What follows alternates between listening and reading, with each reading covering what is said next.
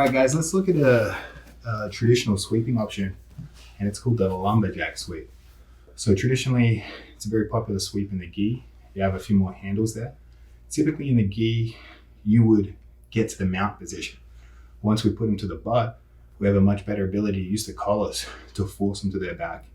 Secure mount. Obviously with no gi being much more slippery, typically what happens is we put them to the butt, but they generally end up coming back to close guard. But again, with the sweep, we force a hand post. Anytime we can make someone post from close guard, we have an opportunity. And again, when we make someone post from close guard, we have excellent opportunities for the front senkaku. If they're posting on the hand on the floor normally, generally speaking, we're going to have different options. But again, I want you something to remember. If you make them post their hand, you're going to have a great front senkaku. So let's talk about the Lumberjack sweep. So Placido starts to come up, he's doing a base, he's got high heads. We want to take the inside of our elbow to the back of the Achilles here. You can see my legs are still closed. The goal is to bring this foot close to me as my hip bumps their knee. The best way to visualize this is like when you're knocking someone over from an Ashigarami position, right? So if you think about the Ashigarami position, we put them to their butt by turning both knees out, holding their foot tight, and pushing on the hips. And that takes his weight over his butt. So if we come back to the Lumberjack, I want you guys to keep that in mind when you see me do this, right? So as Placido comes up, we underhook the ankle. This is as though we had an Achilles grip, right? We've got a frame on the hip, we've got our closed legs. And just as if we were to turn two knees out, when I bump my hip into Placido's knee and turn his knee out, it actually puts into his butt in a very similar way to the Ashigarami knockdown. So we're holding tight, we'll get our legs closed tight, I bump, and I keep him down. If we need extra leverage, so Placido comes back up, we can use our second hand as a post to gain further elevation here, right?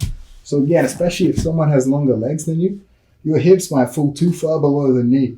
So you can use your second hand to gain extra elevation. And exactly how Placido fell then is how people will fall in real life. They're not going to have a seamless fall. They're going to hop, hop, hop, and gradually hit the ground. So what you can see here is just like with the collar tie hip bump, Placido's in a very similar position. On his butt, hand posted. I can keep the leg as long as possible, but ultimately when I want to choose the transition to the front senkaku, I want to let go of the leg and get height on Placido. So now it's forcing Placido to put weight back into me, and we can throw that leg over. Again, we secure our legs in the correct position with the leg that's going to end up under the knee being under the ankle. So they slide down, we get that stomp, the shoulders hidden, and we get that flush senkaku.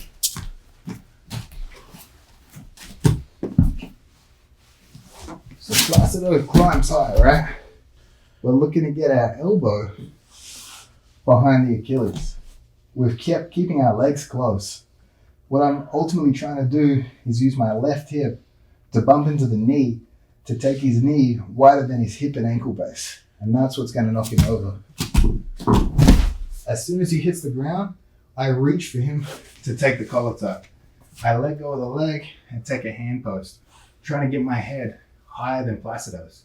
Placido, if he senses the triangle, sometimes he's going to just concede mount and we come on top. But for the most part, he's trying to get head height with his hand post, and he wants to push back into us. And that's when we open our legs and catch our front senkaku. So again, if you become proficient at this Lumberjack front senkaku setup, you actually find, so it's fundamentally a sweep, but the better you get at it, the more you're probably going to get the sweep, because a lot of people would rather be swept than put in the front senkaku. So initially when you do it, you're going to hit the sweep a few times. Then they're going to realize they can fight off the sweep with a hand post. That's going to go bad for them. They're going to start being hit with front senkakus. And ultimately, they're going to eventually lead back to conceding the sweep. Because if you concede the sweep to mount, you're still in the fight. But if you want to fight out of a front senkaku, that's going to be very difficult.